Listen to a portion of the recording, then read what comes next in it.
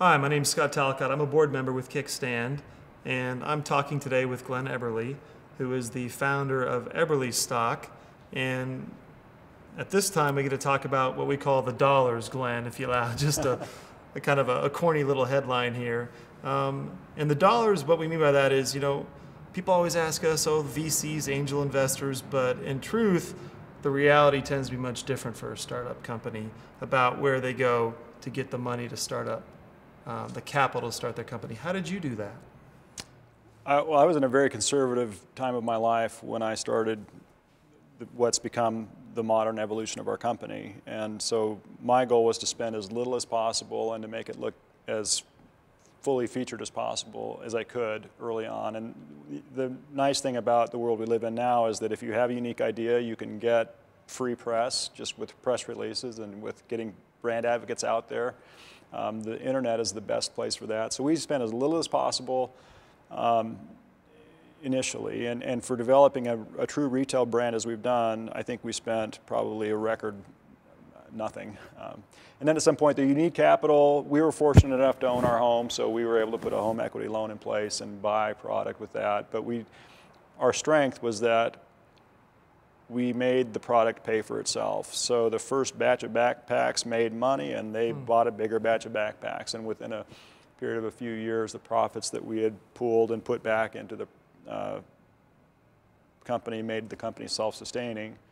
And after another little period of time, the company was big enough to not only grow in terms of product, but in terms of other resources. And so we've reinvested everything that we could in the company and taken as little from it as possible, and thereby have built a company that's a factor brand in its market. So at the time, did you feel like you had enough money to fund all your critical needs, or were there pieces missing? I think you have to define critical needs. My critical needs were pretty minimal. I mean, a website doesn't cost that much, and so the only critical needs I had were the actual production of product, and to get that done, in our industry, we had to find the right factories, the right places to get things done at the right price, but without sacrificing for certain things. I don't have anything against people who manufacture in China, but I just chose not to. I found other, kind of the right place to make my product at the best price. And then the other part of it was, I think you need to focus on what your strengths are going to be. My focus was going to be on the product development, the product feature set, but not on the product manufacturing. I basically looked at successful companies in the outdoor marketplace, and I don't think any of them own a factory. So I saw that as an example right off the bat that I decided I was not going to feed that tiger. And so we, like I think every other brand in the textile marketplace, use contract factories. So that doesn't require that much capital, in other words. Which is, if you allow me this statement, the old-fashioned way, you kind of have funded your company's growth through profits. Oh, absolutely. So that makes question number 3 redundant. It sounds like you are funding your company's operations now through the profits. Is that primarily true, or? Oh, entirely true. We've finally been able to take our house out of play. Congratulations. Yeah, and the company my banker tells me we have excellent margins, and those margins feed the company, and we're growing nicely.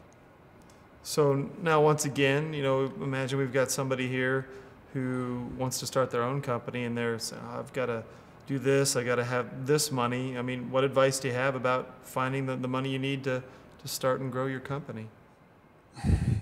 I'm a person that would have a really hard time asking somebody else for money. So in our case, I mean, we literally started it with $1,500, and then it took us about $30-something thousand to place our first production order.